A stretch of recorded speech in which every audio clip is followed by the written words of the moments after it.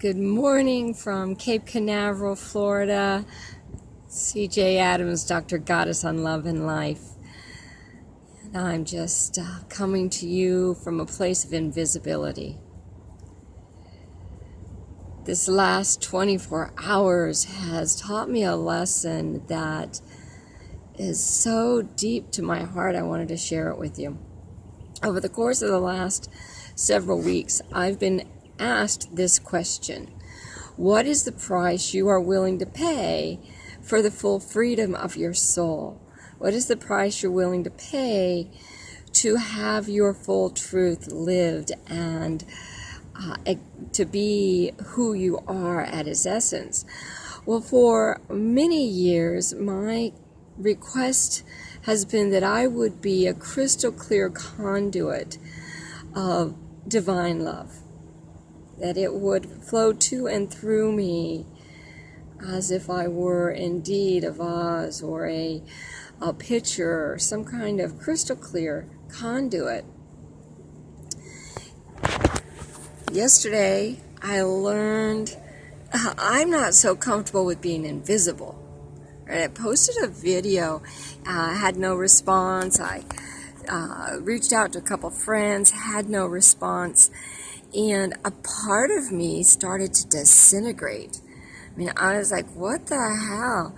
If I dropped off the side of the earth, and mind you, I've been without sleep for the last couple of days, so I know I was crankier than usual. But this morning, I woke to the greatest truth, at least a truth for me.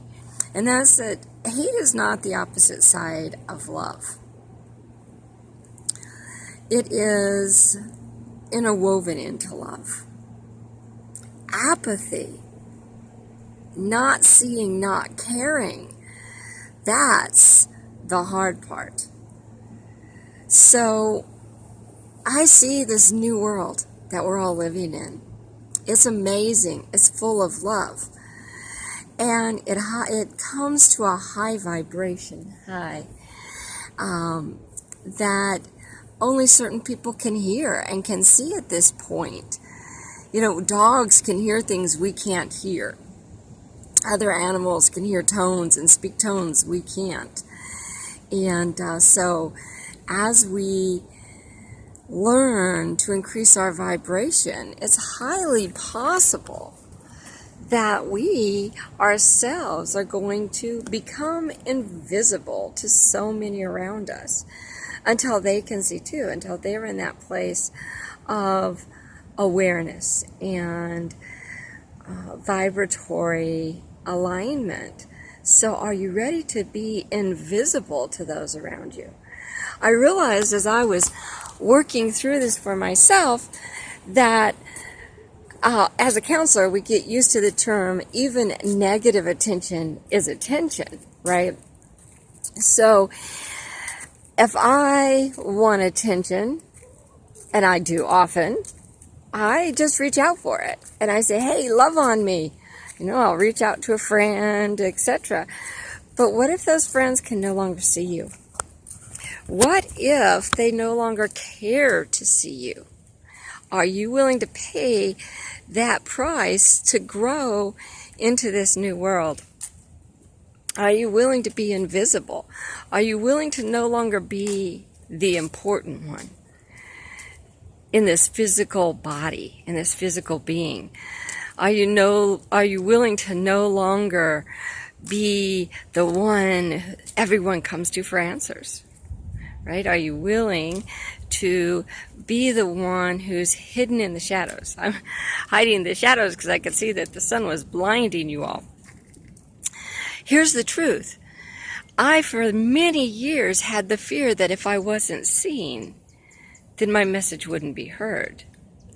But how many vibrations are on our planet that we don't see or even hear, but that change the world around us?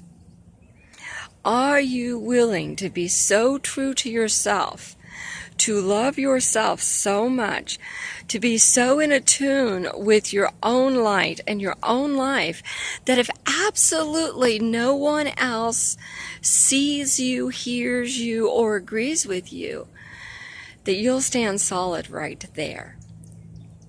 Because here's the thing, I can love you, I can adore you, and I can cheer you on, and I can say, oh, your message is so magnificent, I love it.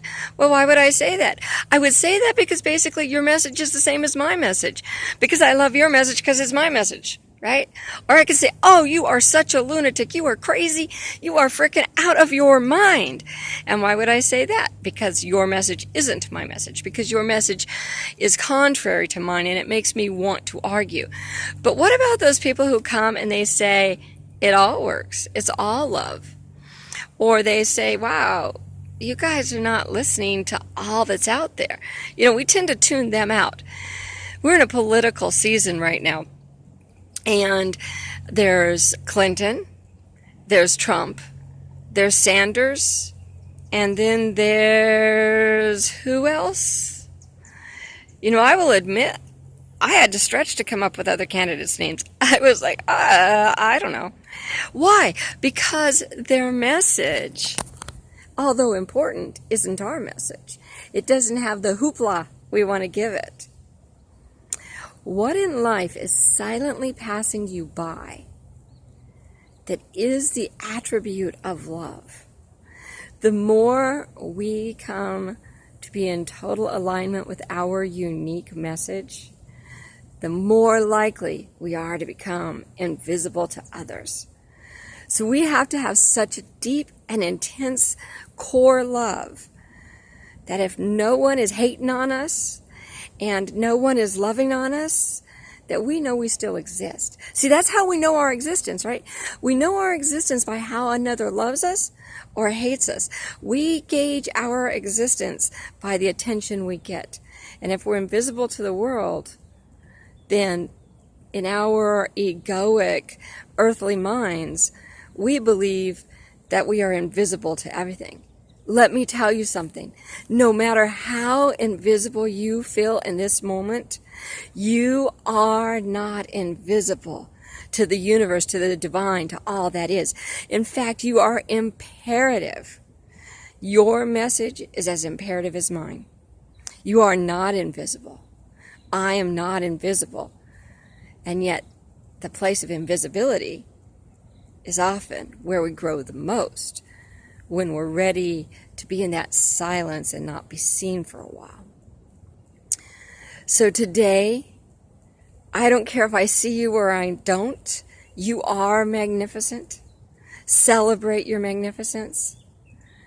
Bring your vibration, bring your tone, bring your message. And if you don't see me, that's beautiful. Because we're just not on the same line right now. We're just not vibrating in the same place. It's okay. It's beautiful. It's all beautiful. And remember, as you celebrate your magnificence, you're celebrating my magnificence. Because we're one. Love you. Have an amazing day. Shining who you are. One.